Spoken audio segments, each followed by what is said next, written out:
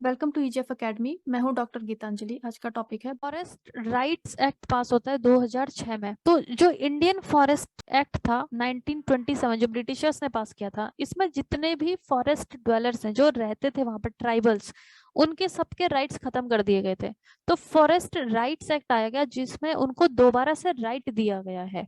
तो इसको scheduled tribes या other traditional forest dwellers recognition of forest right act भी इसको कहा जाता है, जिसमें इनका फॉरेस्ट राइट को रिकॉग्नाइज किया गया है।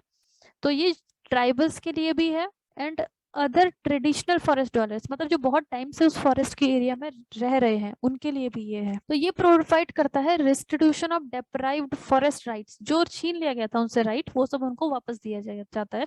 इसके साथ ही इसमें इंटीग्रेट है कि कंजर्वेशन, क्योंकि अगर राइट मिल जाते हैं जो भी लोग वहां पे रहते हैं तो वो ओवर एक्सप्लॉइट भी कर सकते हैं, बहुत सारे ट्रीज एक साथ कट कर दो, ये सब हो सकता है।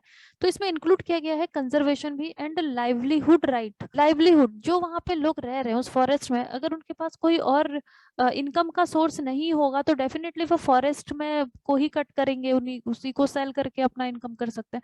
तो इसलिए इनको लाइवलीहुड का कुछ और रिसोर्स इनको यहाँ पे लाइक ट्रेनिंग वगैरह दी जाती है अंडर दिस एक्ट, ताकि वो अपना कुछ और भी काम कर सकें और फॉरेस्ट पे पूरी तरीके से डिपेंड ना रहे। So forest right act it is a tool to strengthen the local self governance. एक तरीके से जो लोकल लोग यहाँ पर रह रहे हैं इनका एक सेल्फ गवर्नेंस को इम्प्रूव करता है। लाइवलीहुड सिक्योरिटी इनको दिया जाता है।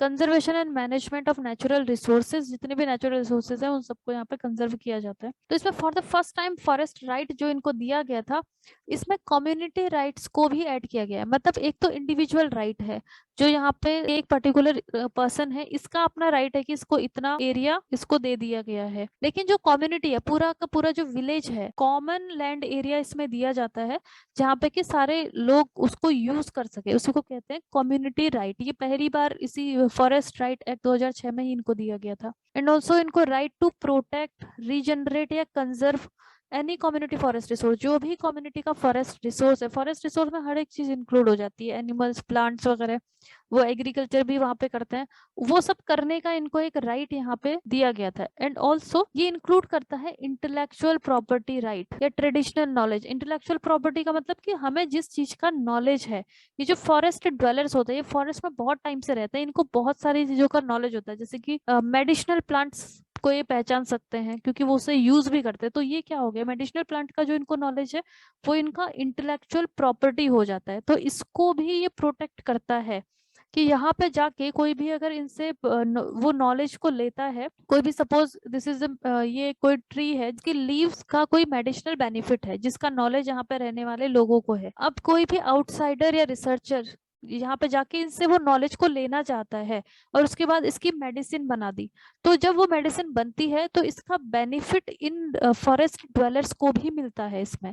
तो यही है इनका इंटेलेक्चुअल प्रॉपर्टी का इनको राइट दिया जाता है। इसके अलावा राइट ऑफ डिस्प्लेस्ड कम्युनिटीज, अगर कोई भी फॉरेस्ट एरिया उसको नेशनल पार्क अगर डिक्लेयर कर दिया जाता है तो वहां पे जो भी लोग हैं उन सबको डिस्प्लेस कर दिया जाता है, यहाँ से बाहर अगर उनको निकाला जा रहा है, तो देन उनका जो डेवलपमेंटल एक्टिविटीज है वो सब वहां पे करवाई जाएगी। आई मीन कि उनको एक अच्छे से सेटल्ड करवाना पड़ेगा गवर्नमेंट को। तो ये भी इनको एक राइट यहाँ पे दिया गया अंडर दिस एक्ट। इसके अलावा इसे इम्प्लीमेंट कौन करता है, मिनिस्ट्री ऑफ ट्राइबल अफेयर्स, क्योंकि इसमें ज्यादातर जो ट्राइबल्स हैं उन्हीं से रिलेटेड है ये एक्ट, शेड्यूल्ड ट्राइब्स, तो इसलिए मिनिस्ट्री ऑफ ट्राइबल अफेयर ही इसको इम्प्लीमेंट करता है। ये एक्ट अवेलेबल है ट्राइबल्स के लिए भी और other traditional forest dwelling communities जो बहुत टाइम से वहां पर रह रही है। तो इस एक्ट में स्पेसिफाई किया गया, जब ये 2006 में एक्ट आया था तो तब ये बोला गया था कि 2005 से पहले जितने भी लोग यहाँ पे रह रहे हैं उनकी एटलीस्ट 3 जनरेशन होनी चाहिए। मतलब कि 2005 से पहले उनके फादर, मदर, देन जो ग्रैंड पेरेंट्स हैं, 3 जनरेशन वहां पर रह रही हो 2005 से पहले, तो उनको ही कंसिडर किया जाता है जो ट्रेडिशनल फॉरेस्ट ड्वेलर्स, और उनको ही फिर राइट दिया जाता है, लैंड का राइट।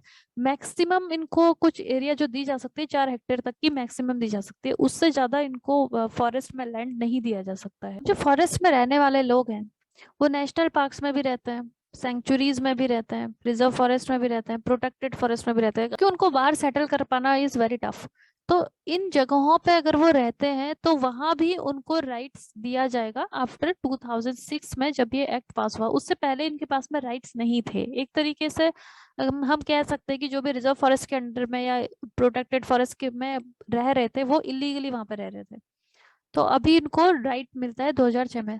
नेशनल पार्क में जो रहते हैं उनके पास में राइट है, बट ज्यादातर गवर्नमेंट ये कोशिश करती है कि अगर कोई नेशनल पार्क यहाँ पर डिक्लेयर हो चुका है तो उससे बाहर उनको सेटल करवाया जाए, क्योंकि नेशनल पार्क में बहुत ज्यादा स्ट्रिक्ट होता है, यहाँ पे अलाउड नहीं होता हंटिंग ग्रेजिंग कुछ भी। तो यहाँ पे राइट मिलता है access to collect use dispose minor forest produce, जितने भी हैं उनको ये ट्राइबल्स यूज कर सकते हैं, लेकिन सस्टेनेबल होना चाहिए। माइनर फॉरेस्ट प्रोड्यूस में आता है आपका all non timber forest produce of plant origin, जितना भी नॉन टिम्बर है जिसको हम यूज नहीं कर रहे हैं, प्लांट ओरिजिन का भी हो सकता है, लाइक ड्राई लीव्स वगैरह हैं। Then rights shall be heritable, heritable होगा बट ट्रांसफरेबल या एलाइनेबल ये नहीं हो सकता। हेरिटेबल मतलब कि ये है पेरेंट्स, इनसे इनको इनके बच्चों को ही वो जो लैंड है जो इनको 4 हेक्टेयर तक या उससे कम ही मिलेगा, जो भी इनको मिल रहा है वो इनके बच्चों को ही ट्रांसफर होगा। ऐसा नहीं है कि ये किसी बाहर से आ रहे किसी आउटसाइडर को अपना लैंड दे दें या बेच दें, ये नहीं कर सकते हैं। तो ये सिर्फ हेरिटेबल होगा,